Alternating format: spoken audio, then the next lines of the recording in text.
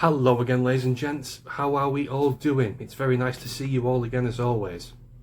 So the Church of England is looking to make a payment of £100 million for its links to slavery. But certain groups are campaigning for that amount to be risen to £1 billion payment. There's a small article here in the Standard that I'd like to skim through, and then I'd like to make a couple of points at the end.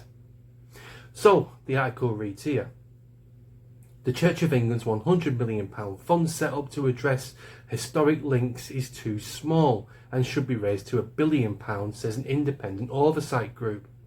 The funding programme was announced in January last year for investment, research and engagement to address past wrongs.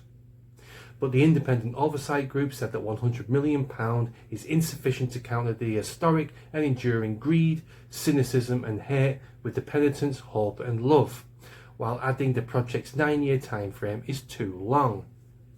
The sum of £100 million is very small compared to the scale of racial disadvantage originating in Africa chattel enslavement, said the group in a report. The group said the Church Commissioner had embraced the target of £1 billion for a broader healing, repair and justice initiative with the fund at its centre.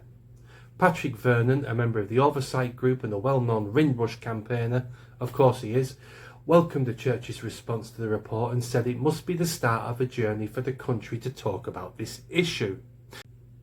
So I suppose my first port of call, guys, is going to have to be this: should this payment even be made in the first place?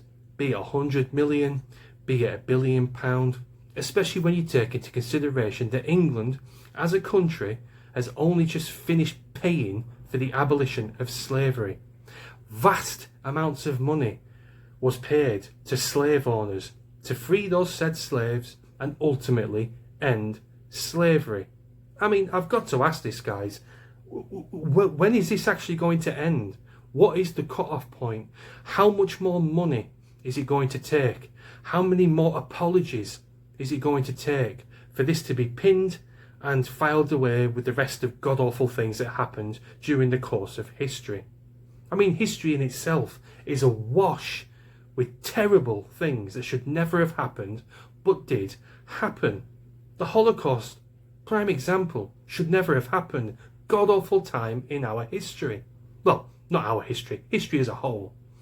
Vikings invading our country, raping and pillaging for years upon years. The Romans conquering England.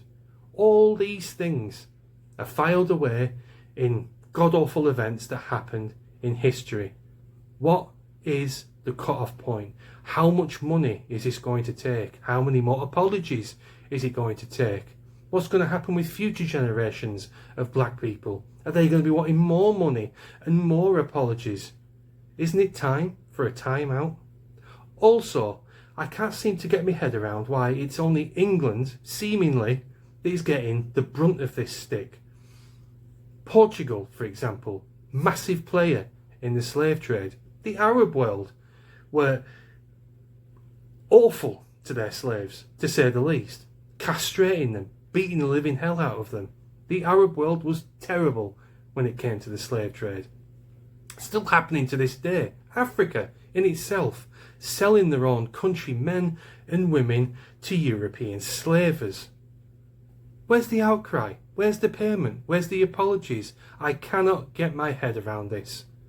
In conclusion, guys, yes, slavery was awful, an awful time in history. It should never have happened. We played our part in it. We paid our part in it. We said our sorries for years. Now, time out, yeah? Time to move on, please. You've got your freedom. You've got wonderful lives all ahead of you. Embrace it. It's never going to happen again. That's it, guys. Thanks very much for watching, and I'll see you again soon. Cheers.